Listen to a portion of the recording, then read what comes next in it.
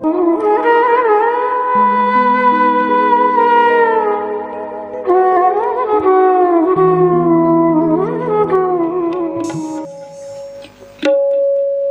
भगवंताचं नाम आहे, कितीही घेतलं तरी कधीही न विटणारी गोष्ट जगातली एकमेव आहे, एकमेव ते म्हणजे भगवंताचं नाम. कधीही न विटणारी गोष्ट, आणि ही न विटणारी शिदोरी मरणानंतरच्या प्रवासाला जन्मोन जन्मांतरापर्यंत आपल्याला कामी येणार आहे, ती म्हणजे भगवंताचं नाम. चला पुढची कथा ऐकायची आपल्याला. पृथ्वीवर सगळीकडे सृष्टीमध्ये अन्याय अत्याचार वाढत होता. रावणानं सगळ्यांना सळो की पळो, देवी देवतांना 33 कोटी देव रावणानं बंदीखान्यात टाकले. 33 कोटी देव. पृथ्वीचा कारभार ठप्प आहे, सगळेजण परेशान आहेत. वायुदेवता झाडून काढायला, जलदेवता सडा टाकायला, अग्निदेव स्वतः चुलीवर स्वयंपाक करत आहेत रावणाच्या घरी. 33 कोटी देव बंदीखान्यामध्ये काय करावं. आणि जेव्हा जेव्हा राक्षसी वृत्ती वाढलेली आहे, याचा भार या पृथ्वीला होतो. पृथ्वीला होतो. हो, पृथ्वीला भार कसा. अहो मला सांगा, आपला एकमेकाला धक्का लागला, चालता चालता पाय लागला, एकमेकाला लाथ लागली, आपण सरळ म्हणतो ए दिसत नाही का रे. काय म्हणतो आपण, दिसत नाही का रे, आंधळा झालास का, डोळे फुटले का तुझे, लात मारतो. मला सांगा, सकाळी उठल्यापासून नवे जन्मलो तेव्हापासून बुट घालून आपण ही पृथ्वी तुडवायलो, हिला काहीतरी भार होत असेल की नाही. आपल्या माणसाला माणसाचा धक्का लागला पायाचा तर सहन होत नाही. ही आपण पृथ्वी चपला घालून बुट घालून सकाळी उठलो तेव्हापासून झोपेपर्यंत तुडवायलो. पान तंबाखू गुटखा खाऊन इथं थुकायलो. मग या पृथ्वीला काहीतरी त्याचा भार होईल का नाही. मग या राक्षसी वृत्तीचा भार पृथ्वीला झाला, आणि ती पृथ्वी गायीचं रूप धारण केलं त्या पृथ्वीनं. आणि आपला पिता ब्रह्मदेव त्या ब्रह्मदेवाकडे याचना करायला लागली, बाबा मला या राक्षसांच्या त्रासातून मुक्त करा. ब्रह्मदेवानं सांगितलं, बाई मी असमर्थ आहे, कारण मीच वरदान देऊन त्या राक्षसांना मोठं केलंय. आता मीच पेचामध्ये काय करावं. त्या राक्षसांना मीच वरदान दिलं, त्या रावणाला, कुंभकर्णाला. मग सगळेजण शंकराकडे आलेत आणि शंकराची विनवणी केली. शंकराची विनवणी केल्याच्या नंतर शंकरजी सुद्धा म्हणले, या पृथ्वीला या जर त्रासातून मुक्त करायचं असेल आणि असुरांचा जर संहार करायचा असेल, या धर्माच्या कार्यामध्ये मी सुद्धा सहाय्य करणार आहे. शंकरजी म्हटले, धर्माच्या कार्यात मी सुद्धा सहाय्य करणार आहे, मी सुद्धा सहभागी होणार. चला वैकुंठात आलेत आणि वैकुंठामध्ये क्षीरसागरामध्ये त्या शेषशय्येवर पहुडलेल्या नारायण भगवंताची सर्वजण विनवणी आणि स्तुती गाऊ लागले. आपण सुद्धा डोळे बंद करून भगवंताचा अवतार होणार आहे, भगवंताचा अवतार माझ्या सोबत फक्त म्हणत चला. शांताकारं भुजंगशयनं पद्मनाभं सुरेशं विश्वाधारं गगनसदृशं मेघवर्णं शुभांगं लक्ष्मीकान्तं कमलनयनं योगिविद्यानगम्यं वन्दे विष्णुभवभयहरं सर्वलोकैकनाथं. गोड स्तवन आहे. अशी आपल्याकडं अभंगवाणी रचना आहे, पण ते जर अभंग आणि प्रमाण जर आपण घेत राहिलो तर आपला वेळ त्यामध्ये जाईल. आणि अशी सूचना आहे आपल्याला, जर असं भजन कमी झालं तर हरकत नाही, पण कथा झाली पाहिजे. गोड कोणतेही प्रमाण न घेता फक्त एका देवाची विनवणी करू. आलो शरण तुला भगवंता. सर्व देवी देवता एकात्मिक झालेले, त्यामध्ये ब्रह्मदेव आहे, शंकरजी आहेत, इंद्रादी देवी देवता सगळेजण आहेत. आणि हात जोडून शेषशाही नारायण भगवंताची, विष्णू भगवंताची सगळेजण विनवणी करू लागले, देवा आम्हाला यातून सोडवा, आम्ही तुम्हाला शरण आलेलो आहे. आलो आलो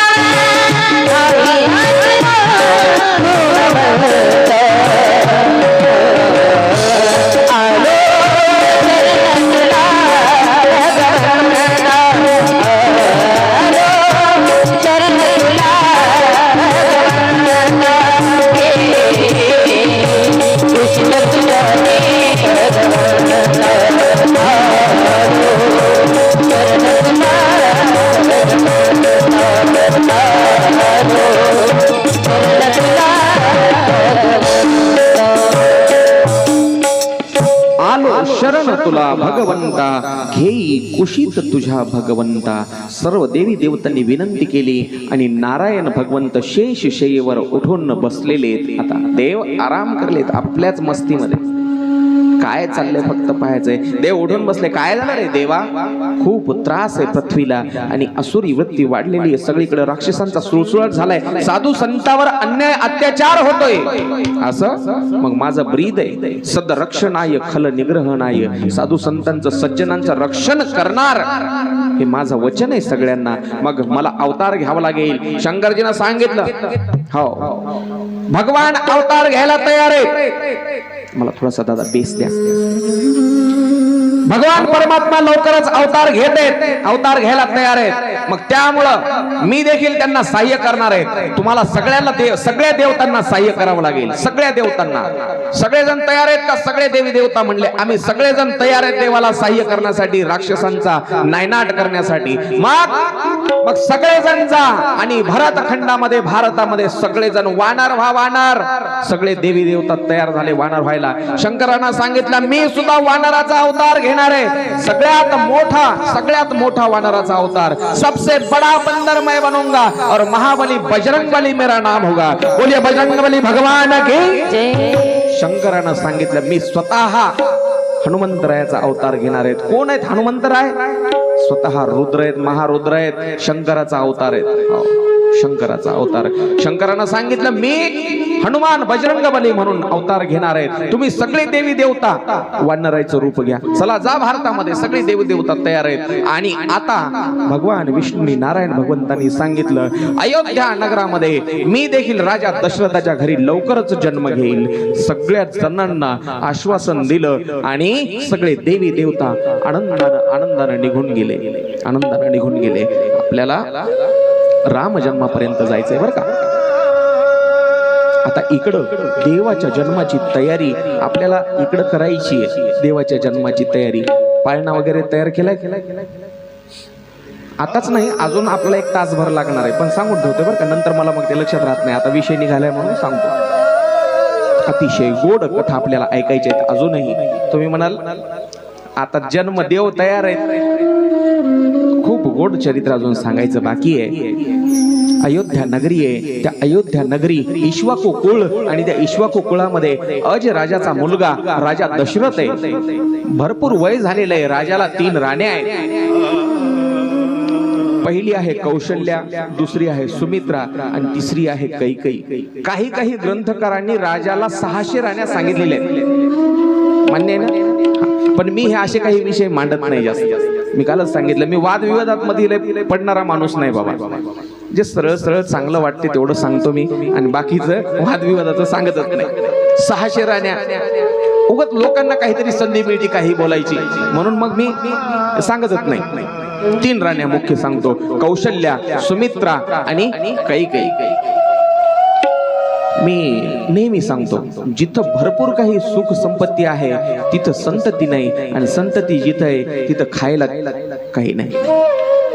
एखादा श्रीमंताचं घर धन धान्य संपत्ती सगळं काही आहे पण पोटी संतान नसते. आणि जिथं 4 लेकरं पाळण्यात थांबवावं म्हणतात. आता नाही झालं तर बरं आहे लवकर ऑपरेशन करून टाकू दवाखान्यात जाऊन. तिथं खायलाही संध्याकाळी काय करावं काय शिजवावं हा प्रश्न आहे महाराज. देवाची लीलाच फार न्यारी आहे. भगवंताची चणे आहेत पण दात नाहीत आणि जिथं दात आहे ज्याच्या मुखामध्ये त्याला खायला चणे नाहीत. अशी अवस्था देवाने करून टाकलेली. त्याची लीला कोणाला अजूनही समजली नाही. राजा दशरथाची अवस्था आहे. देवाच्या बापाची जर ही अवस्था आहे तर तुमच्या आमच्या सर्वसामान्याची काय काय कथा आहे. बरोबर. तुम्ही आम्ही तर किरकोळ आहे. मग अयोध्येचा राजा दशरथ आहे. चिंतातुर आहे. माणसाला पहा प्रत्येकाच्या माणसाच्या आयुष्यामध्ये एक खंत आहे काहीतरी. लक्ष इकडे द्या.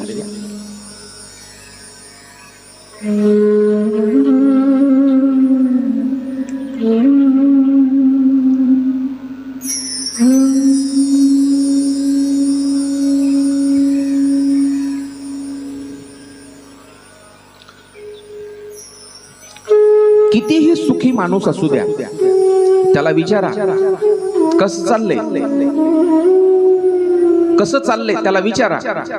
बरं आहे कसं म्हणते ते, बरं आहे कितीही सुखी राहू द्या. ते म्हणते का लय मस्त मजेत आहे, नाही कितीही सुखी राहू द्या. कसं चाललंय, बरं आहे. अरे अजून काय पाहिजे, काहीतरी शोक आहेच, काहीतरी खंत आहे. हो माणसाला जिंदगी जब भी मिली है अधूरी ही मिली है.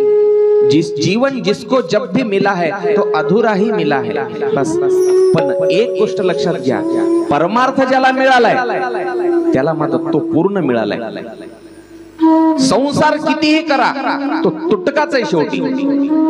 साधू संतांनी उगच नाही म्हणले फलकट तो संसार. काय म्हणले, फलकट आहे संसार म्हणले, काहीच नाही याच्यामध्ये, नुसते टपरे शेंगाचे. पण शेंगदाणे जे आहेत ते सार जे आहे सार तो म्हणजे परमार्थ आहे. फलकट तो संसार आणि सार जो आहे तो परमार्थ आहे. माणसानं परमार्थ करावा, संसाराच्या जास्त नादी लागून हे पाहिजे ते पाहिजे ते पाहिजे. अहो ही हाव कधीच न संपणारी आहे, कधीच न संपणारी. कोणाचीच पुरली नाही, कोणाची शेवटाला गेली नाही. तुमची आमची काय जाते संसार शेवटाला. राजा दशरथाला एक दुःख आहे आणि सगळं काही असून देखील पोटी संतान नाही. बस हीच एक खंत. एके दिवशी सकाळची वेळ, राजा दशरथ आपले गुरु, आता मगाशी एका मी गुरु आणि शिष्याची जोडी सांगितली, जनक राजा आणि त्यांचे पुरोहित शतानंद ऋषी, तशीच आता ही जोडी आहे. राजा दशरथ आणि त्यांचे कुलगुरु वशिष्ठजी, बरोबर, कुलगुरु वशिष्ठाच्या आश्रमाकडे निघालेले आहेत. राजा दशरथ आश्रमात गेल्याच्या नंतर राजा दशरथाला बसायला आसन दिलं वशिष्ठांनी आणि वशिष्ठजी आणि राजा दशरथ समोरासमोर बसलेले आहेत. त्याच वेळेला मधल्या खोलीमध्ये एका बाळाचा रडण्याचा आवाज आला. बाळाचा रडण्याचा आवाज. अरुंधती का रडते ग बाळ? कोण विचारलं? वशिष्ठजीने विचारलं आपल्या बायकोला. वशिष्ठाच्या बायकोचं काय नाव सांगितलं मी आता? अरुंधती. हा मीच सांगितलं की तुम्ही मोठ्यानं सांगत जा ना. बाबा सांगायला जोरात, मीच सांगितलं. आता मीच प्रतिप्रश्न केला तुम्हाला.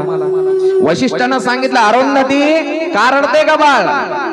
अरुंधतीनं मधातून सांगितलं बाळ याच्यासाठी रडते बाबा, तुमची तर जिंदगी गेली राजा दशरथासोबत, दशरथाचा कुलगुरू म्हणून, पण माझं उद्या काय होईल? मी कोणाचा कुलगुरू होणार? दशरथाला तर मुलगाच नाही, म्हणून हे बाळ रडायले. माझ्या जिंदगीचं काय होईल? राजा दशरथाला मुलगा नाही, मी कोणाचा कुलगुरू होणार? जन्मलेल्या बाळाला काळजी आहे, जन्मलेल्या बाळाला. राजा दशरथाला मुलगा नाही. बस राजा दशरथाच्या डोळ्यामध्ये अश्रू आले आणि मोठ्या विनयानं प्रश्न केला, महाराज काय करावं जेणेकरून मला संतान प्राप्ती होईल? तेव्हा वशिष्ठांनी सांगितलं, सल्ला दिला, मार्गदर्शन केलं. राजा प्रत्येक गोष्टीला इलाज आहे आणि त्या या गोष्टीसाठी इलाज म्हणजे पुत्र कामेष्ठी यज्ञ. पुत्र कामेष्ठी यज्ञ करावा लागेल. म्हणले ठीक आहे, काय करावं लागेल? त्या काही नाही, साधू संतांना आमंत्रण दे म्हणले. आणि त्याही अगोदर एक काम कर. काय काम करू? तुला 3 शिकारी करावी लागतील. 3 शिकार करावी लागेल. हो.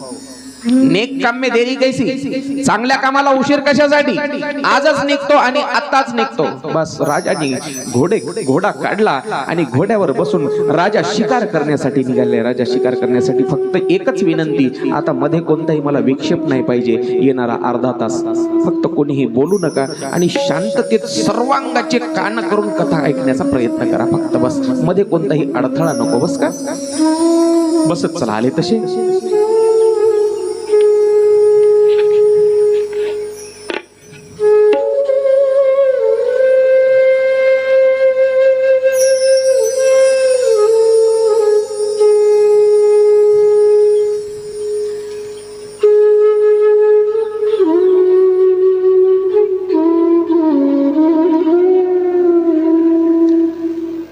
राजा शिकारीसाठी निघालेला आहे. सकाळी निघालेला राजा, दुपार झाली पण काही शिकार मिळाली नाही.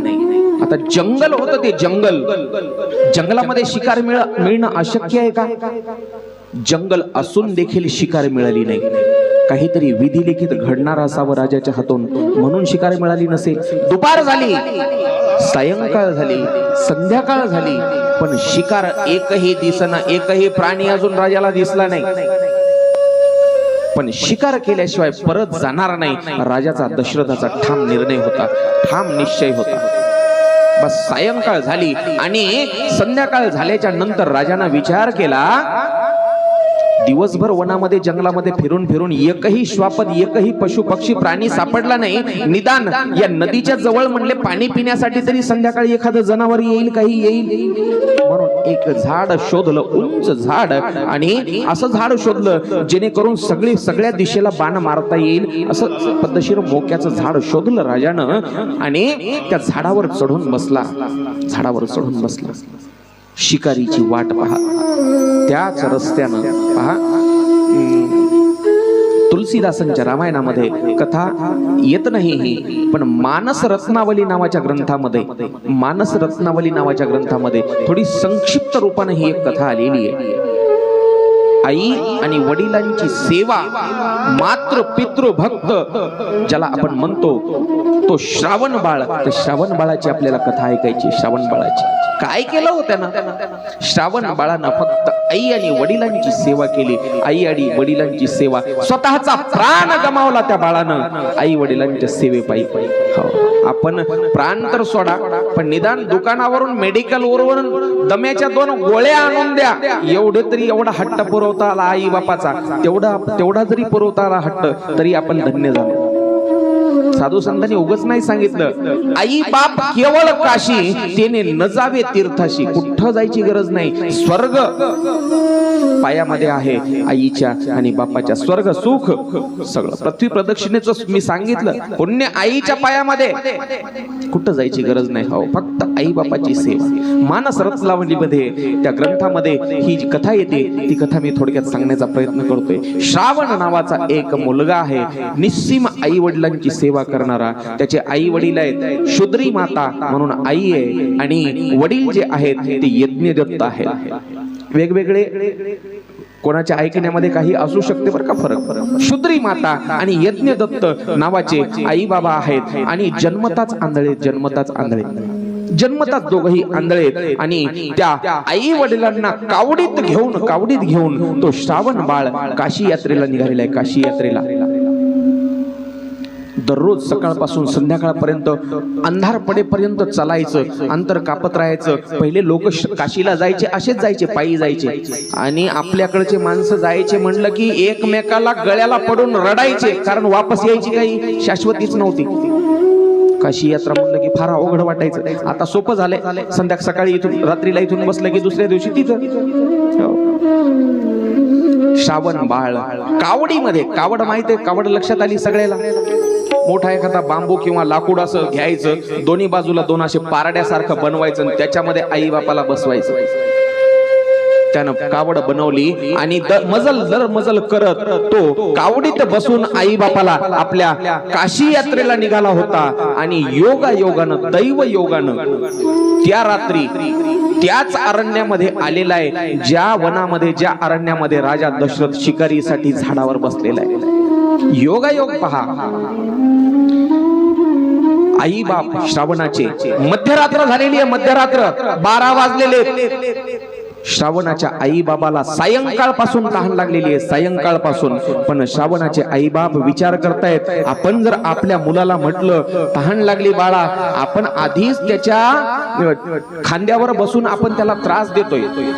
किती त्रास देतोय आपण त्याला, त्याच्या खांद्यावर आपल्या दोघांचंही ओझ. आणि आपण जर त्याला आता म्हणलं बाळा रे तहान लागली, किती बेजार होईल आपलं पोरग. वनामध्ये कुठं जाईल पाणी आणायला, धापा टाकते उन्हामध्ये आपला मुलगा. आपल्याला काशी यात्रेचा आपला हट्ट पूर्ण करते, थकून जाते, धापा टाकते. मग त्याला आता कुठं जंगलामध्ये पाठवायचं.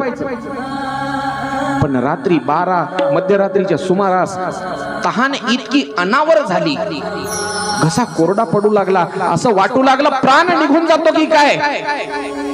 त्या वेळेला श्रावणाच्या आई बापानं सांगितलं, बाळा रे बाळा श्रावणा, कावड ठेव खाली आणि काय कर, एकदा या म्हाताऱ्या आई बापाला पाणी पाज. पाणी बाबा थोडा वेळ राहू दे, आता काहीच करू नका, आता राहू दे थोडा वेळ, नंतर मग आता काहीच कळत नाही.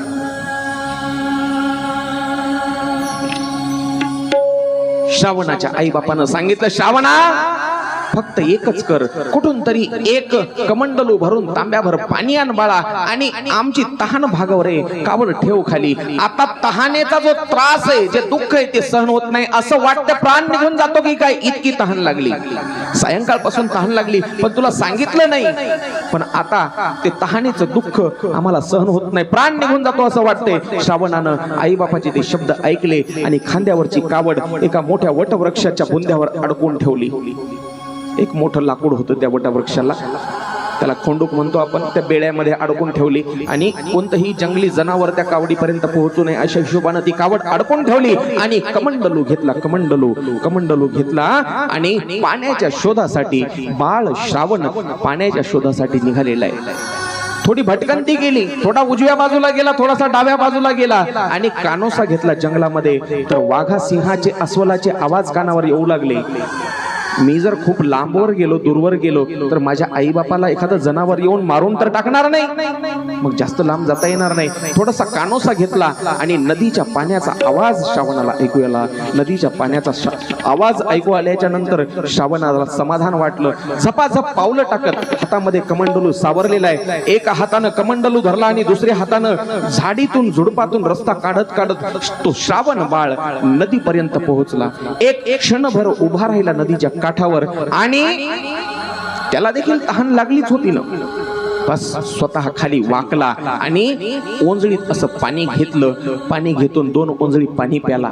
एक ओंजळ पाणी घेतलं, आपल्या चेहऱ्यावर मारलं. घामानं थकून गेलेला चेहरा प्रफुल्लित वाटला आणि एकदा निश्वास टाकला. बस पाणी भेटलं, आई बाबाची आता तहान भागवू शकतो विचार केला आणि बाजूला ठेवलेला तो कमंडलू उचलला. कमंडलू उचलून नदीच्या पाण्यामध्ये असा बुडवला. बुडवून असा सरळ करणार तेवढ्यामध्ये त्या कमंडलू मधून हवा बाहेर आली आणि हवेचे बुडबुडे तयार झाले. बुडबुड बुडबुड असा पाण्याचा आवाज आल्याबरोबर सकाळपासून रात्रीपर्यंत शिकारीची वाट पाहत बसलेल्या राजा दशरथाचे कान टवकारले. कोणीतरी शिकार, कोणीतरी जंगली श्वापद, जंगली जनावर नदीच्या काठावर पाणी पिण्यासाठी आलेले. अत्यंत चपळाईने राजानं धनुष्याच्या भात्यातून एक बाण काढला आणि धनुष्यावर चढवला. क्षणाचाही विलंब न लावता त्या दिशेने बाण सोडला ज्या दिशेने तो आवाज आलेला होता. पाण्याचा आवाजाचा कानोसा घेतला आणि बाण सोडला. सू सू करत तो बाण आला आणि श्रावणाच्या छातीमध्ये घुसला. धारातीर्थी पडला श्रावण. आई गा मोठ्यानं हाक मारली श्रावणानं. आणि मग राजा दशरथाच्या, झाडावर बसलेल्या राजा दशरथाच्या लक्षात आलं, अरे अरे अरे, हे काय घडलं माझ्या हातून. मी एका प्राण्याची शिकार करण्यासाठी बसलो होतो, पण हा तर आवाज कोण्यातरी माणसाचा आहे, मनुष्याचा आवाज आहे. काही गडबडीनं धनुष्य टाकून दिलं राजानं तिथंच आणि तिथून धावत गेला ज्या ठिकाणी श्रावण पडला होता. बस अर्धवट पाण्यामध्ये आहे आणि अर्धवट शरीर नदीच्या काठावर वर पडलेलं आहे. अर्ध शरीर पाण्यामध्ये आहे नदीच्या आणि रक्तानं ते पाणी लाल बुंद झालेलं पाहिलं. आणि कमंडलू एका हातामध्ये तसाच आहे, अर्धवट भरलेला कमंडलू पाण्यानं. बस धावत धावत एका तो राजा दशरथ त्या ठिकाणी आला आणि पाहिलं, अरे बाळा कोण तू, कोण तू म्हणून मला विचारताय, अगोदर तुम्ही कोण ते सांगा. श्रावणाला विचारलं, बाळा कोण तू. श्रावणानं सांगितलं. श्रावणाची अवस्था चित्र डोळ्यासमोर आणा. एका हातामध्ये कमंडलू आहे, एका हातानं छातीमध्ये, हृदयामध्ये घुसलेला बाण काढण्याचा प्रयत्न करतोय तो श्रावण. आणि राजा दशरथानं येऊन विचारलं, अरे कोण तू, मला कोण म्हणून काय विचारताय, अगोदर तुम्ही कोण ते सांगा. अरे मी राजा दशरथ, अयोध्येचा राजा दशरथ. दशरथ, वा वा वा राजा, फार कीर्ती ऐकून होतो तुमची. आई बाबा सांगायचे आपल्या पृथ्वीवर असा एक राजा आहे. श्रावणा, आपल्या पृथ्वीवर असा एक राजा आहे ज्याची मदत मागायला स्वर्गातून इंद्र येतो, इंद्र. आणि हा राजा आपला दशरथ स्वर्गात जाऊन देवांची मदत करतो. एवढा थोर राजा आहे आपल्या पृथ्वीवर. आणि तू मला बाण मारलास राजा. अरे एका आंधळ्या बापाची काठी आहे मी आणि आंधळ्या बापाचा आधार संपवलास राजा.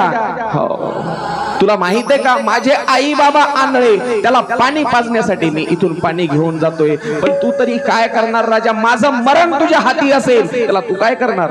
पण माझ्या मायबाप दोघेही आंधळे आहेत राजा. अरे पाणी, त्यांना मी पाणी पाजण्यासाठी आलेलो आहे. लेकरासारखं सांभाळलं राजा, मी त्यांना लेकरासारखं सांभाळलं. हो, मी जरी त्यांचा मुलगा असतो तरी मी त्यांना मुलासारखं माझ्या सांभाळलेलं आहे. हो, दररोज सकाळी उठायचं, मी स्वतः स्नान करायचं, त्यांना स्नान घालायचं, त्यांच्यासाठी स्वयंपाक करायचा राजा, देवपूजा करायची, त्यांना जेवू घालायचं, त्यांना आंघोळ घालायची, त्यांना जेवू घालायचं, देवपूजा करायची राजा. मी त्यांचा मुलगा असून देखील मी त्यांना मुलाप्रमाणे सांभाळलेलं आहे राजा. काय केलंस?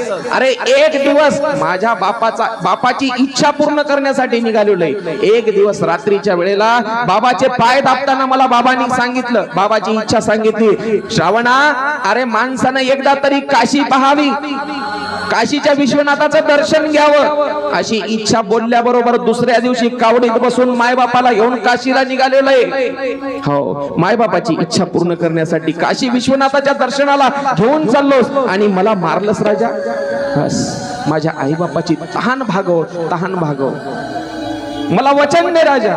राजा दशरथ म्हणला, बस श्रावणा, मी तुझ्या आई वडिलांना पाणी घेऊन जाणार, वचन देतो, तुला वचन देतो, आणि मग मला माफ कर. हात जोडले राजा दशरथानं, हात जोडले श्रावणा पुढं.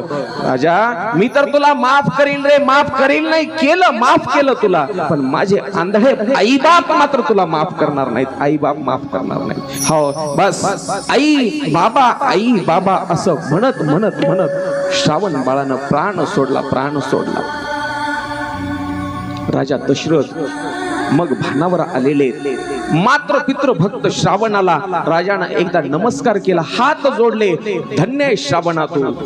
आणि बाजूला पडलेला कमंडलू जो होता श्रावणाच्या हातामध्ये, तो कमंडलू घेतला आणि राजानं ते रक्तानं लाल झालेलं पाणी सोडलं आणि थोडस पुढे जाऊन तो कमंडलू भरला आणि राजा निघालेला आहे. आता राजा निघालेला आहे. पहा किती दुःखद प्रसंग आहे. एका बाणामध्ये श्रावण संपलेला आहे. राजा दशरथ विचार करतोय, काय घडलं माझ्या हातून?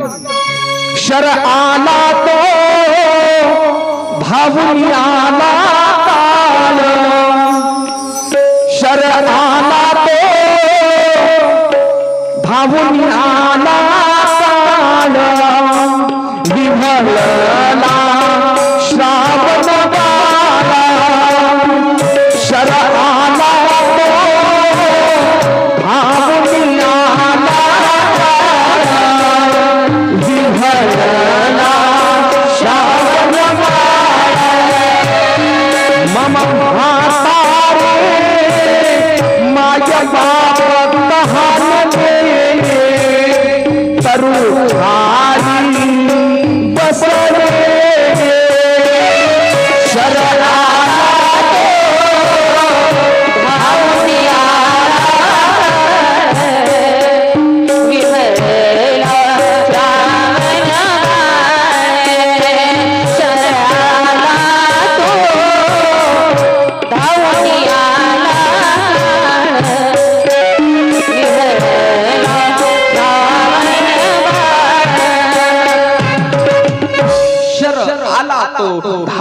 आला जसा काळ, विव्हळला श्रावण बाळ संपलेला आहे. आणि राजा दशरथानं कमंडलू भरला पाण्यानं आणि आई बापाचा माग काढत राजा दशरथ, श्रावण बाळ तिथंच पडलेलं आहे. बस श्रावण बाळाचे जे प्राण आहेत ते निघून गेलेले आहेत. आणि आता पाणी घेऊन आई बापासाठी श्रावण बाळाच्या राजा दशरथ निघालेले आहेत. कुठं असतील आंधळे आई बाप? आवाज द्यावा, पण नवीन आवाजाला ओ देतात का नाही माहित नाही. कुठं असतील? शोध घेत राजा दशरथ, अंधार आहे आणि त्या अंधारामध्ये राजा दशरथ त्या ठिकाणी पोहोचला ज्या ठिकाणी एका झाडाला श्रावण बाळानं आपल्या आई वडिलांची कावड लटवलेली होती. कावड आई बापाकडे पाहिलं आणि कोणतीही हालचाल न करता, कोणताही आवाज न करता राजा दशरथ थोड्या अंतरावर उभा आहे. थोड्या अंतरावर काय उत्तर द्यावं? कोण आहे म्हणून काय समोर जावं या आंधळ्या आई बापाच्या?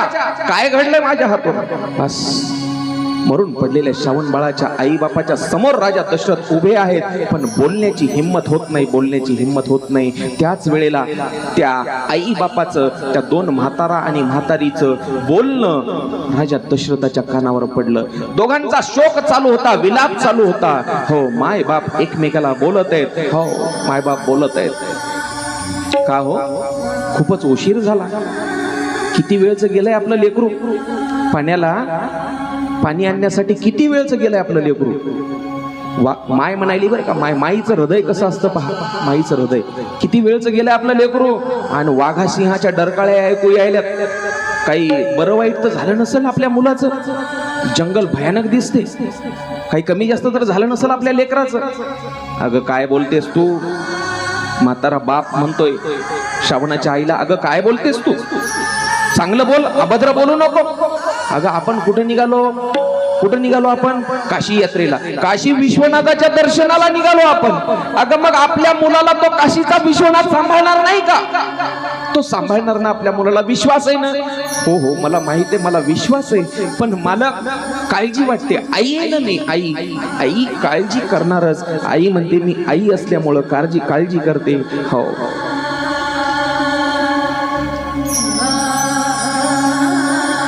आपलं लेकरू सुखरूप परत येईल, मलाही खात्री आहे, मलाही तसंच वाटते. पण आई असल्यामुळं मला काळजी वाटते. बस आई बापाचं बोलणं ऐकलेलं आहे. आणि आई बापाचं बोलणं ऐकल्याच्या नंतर राजा दशरथाची हालचाल सुरू झाली. हुंदका दाबून ठेवलेला रडू अनावर झालं आणि हाता पायाची हालचाल झाली.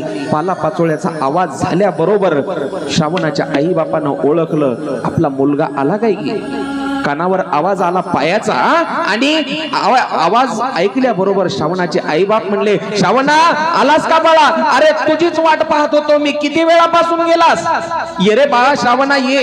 एकही शब्द बोलत नाहीत. हाका मारले, श्रावणा ये ना बाळा. अरे अंत का पाहतोयस, आम्हाला पाणी पिण्याची इच्छा नाही बाळा, ये. अरे ये रे, ये श्रावणा ये.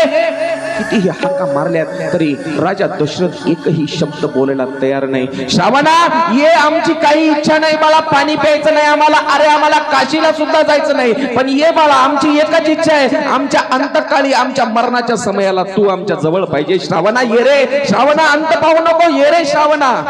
बस हृदयाला पाझर, दगडालाही पाझर फुटेल अशा मोठ्या आवाजात किंकाळी फोडली श्रावणाच्या आईनं. श्रावणा अंत पाहू नको, ये असं म्हटल्या बरोबर तो राजा दशरथ ज्या ठिकाणी थांबलेला होता तिथून धावत आई बापा समोर आला आणि कमंडलू मधलं तो पाणी घेऊन असं समोर उभा राहिला. हे घ्या पाणी बाबा, हे घ्या पाणी. बदललेला आवाज ओळखला. कोण कोण तो. पाणी घ्या म्हणतोस. मी अरे मी काय करतोस. कोण तो. मी अयोध्येचा राजा दशरथ. तू का आणलास पाणी. मोठ्या करारी आवाजात विचारलं, कारण आपलं पोरग गेलं कोणीकडे. हा नवीनच राजा दशरथ आलाय. तू का आणलंस पाणी. आणावं लागलं मला. कशामुळे आणावं लागलं. कोड्यात टाकायचं बोलू नको, कोड्यात बोलू नको, नीट काय ते सांग. माझं श्रावण कुठे. माझ्या श्रावणाला, अरे या भयानक जंगलामध्ये एखाद्या जंगली जनावरांना तर काही. बस एवढं म्हटलं. जंगली जनावरांना तर काही. जंगली जनावरांना नाही, अयोध्येचा राजा दशरथ त्या जनावराचं नाव, त्या दशरथ नावाच्या जनावरानं तुमच्या बाळाचे प्राण घेतले, तुमच्या बाळाचे प्राण घेतले असे शब्द ऐकले आई बापानं श्रावणाच्या. आणि हंबरडा फोडला. अरे अरे आंधळ्या मायबापाची काठी हिरावून घेतलीस तू. काय केलंस राजा. अरे जंगली पशुला तरी दया असते, जंगली पशुला तरी दया असते. एवढा निर्दयी कसा झालास राजा. राजा आमचा श्रावण बाळ मारून पुन्हा आमच्या समोर तोंड घेऊन आलास. अरे माय बापाच्या कंबरड्यात लाता घालणारे पोरं आजकाल जन्माला येतात, पण माय बापाची निस्सीम सेवा करणार आमचं पोरग आमच्यापासून पोरक केलास तू. अरे श्रावण आमचा नात्यानं मुलगा होता, पण आम्ही त्याचे मुलं होतो रे, आम्ही त्याचे मुलं होतो. सकाळी उठलं तेव्हापासून आमची सेवा करायची त्यानं. हो, आणि त्याला मारून तोंड दाखवायला आलास राजा. अरे फेक ते पाणी. नको तुझं पाणी फेक. पिणार नाही तुझं पाणी. प्राण गेला तरी बेहतर, पण तुझं पाणी पिणार नाही. फेक ते पाणी तिकडं. प्राणही ठेवणार नाही. तडफडत प्राण सोडू आम्ही तडफडत, हो, पण लक्षात ठेव, आम्ही आमच्या पुत्राच्या वियोगानं जसा मरतोय राजा, तसा तुला कितीही पुत्र झाले तरी तू देखील तुझ्या पुत्राच्या वियोगानं मरशील, आणि त्या वेळेला तुझ्या जवळ पाणी पाजायला तुझा एकही पुत्र राहणार नाही. लक्षात ठेव, श्रावणा श्रावणा का सोडून गेलास, असं म्हणत म्हणत विवळत तडफडत हात पाय घासत श्रावणाच्या आई बापानं प्राण सोडला. श्रावणाच्या आई बापानं प्राण सोडला. राजा दशरथानं हंबरडा फोडून रडायला सुरुवात केली. काय घडलं माझ्या हातून, काय करायला आलो होतो मी, आणि काय घडलं, काय करावं काही सुचत नाहीये. कपाळ डोकं असं धरून राजा खाली बसलाय. काही क्षण विचार केलाय, आणि आता काय करायचं, काय करायचं. मुलाचं प्रेत तिकडं नदीवर पडलंय, आई बापाचे 2 प्रेत इथं पडलेत. काय करायचं. वाळलेली लाकडं जमा केली आणि एकच चिता रचली, एकच चिता. त्या चितेवर तिघांचं प्रेत ठेवलं आणि तिघांच्या प्रेताला एकदाच अग्नी दिला. तिघांनाही त्या तिघांची चितात राजानं तिथं पेटवून दिली. आणि आता उत्तर रात्र सुरू झाली होती, म्हणजे रात्रीचा शेवटचा सकाळी सकाळीची वेळ, पण अंधार होता अजून. त्या अंधारामध्ये राजा आपल्या महालाकडे निघाला, अयोध्येकडे निघाला. महालात आला तो थेट कैकेयीच्या महालात. कैकेयीच्या महालात आल्यावर दरवाजावर आवाज दिला, कैकेयी दार उघड.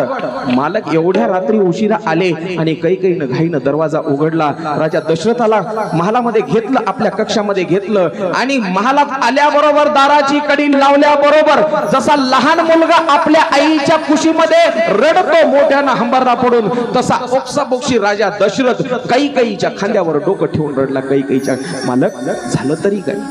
थोडा वेळ शांत होऊ दिलं राजा दशरथाला, आणि मग विचारलं राणी कैकेयीनं, काय झालं, कशामुळे रडताय तुम्ही. राणी देवी, जंगलातून जिवंत वापस आलोय याच्यामुळे रडतोय. मालक असं का अभद्र बोलताय तुम्ही, जंगलातून जिवंत वापस कसं काय बोलताय तुम्ही, काय झालं तरी काय मला नीट सांगा. अगं राणी, स्वतःला लेकरू व्हावं, स्वतःला लेकरू व्हावं या इच्छेनं गेलो होतो, या इच्छेनं गेलो होतो शिकार करण्यासाठी. पण तिथं गेल्याच्या नंतर दुसऱ्याचं एक गोरगोमट लेकरू मारून आलो. राणी, गोरगोमट लेकरू मारून आलो. काय सांगू, नुसतं मारून नाही आलो, तर त्याच्या विरहानं त्याचे म्हातारे आई बाप सुद्धा हातपाय घासून घासून मेले. राणी, हातपाय घासून घासून मेले. आणि त्या तिघांच्याही चितेला, एकत्रित चितेला, एका चितेवर अग्नी देऊन आलोय राणी, म्हणून रडतोय, म्हणून रडतोय. आणि मरता मरता ते म्हातारे आई बाप शाप देऊन गेले, मला शाप देऊन मेले. काय शाप दिला मालक त्यांनी, काय शाप दिला मला सांगा. काही विचारते, आणि राजा दशरथ सांगते, राणी त्यांनी शाप दिला, जसे आम्ही आमच्या पुत्राच्या वियोगानं मरतोय, राजा दशरथा तू देखील तुझ्या पुत्राच्या वियोगानं एक दिवस असाच मरशील. कैकेयीने विचार केला, आणि कैकेयी विचार करते. राजा दशरथाला झोप लागली. इथून रामायण पुढचं कैकेयीनं ठरवलं की राजा दशरथ पुत्राच्या वियोगानं मरणार आहे. ही गोष्ट फक्त कोणाला माहित आहे, फक्त कैकेयीला. एकदा भजन करू आणि पुढची गोड कथा ऐकू.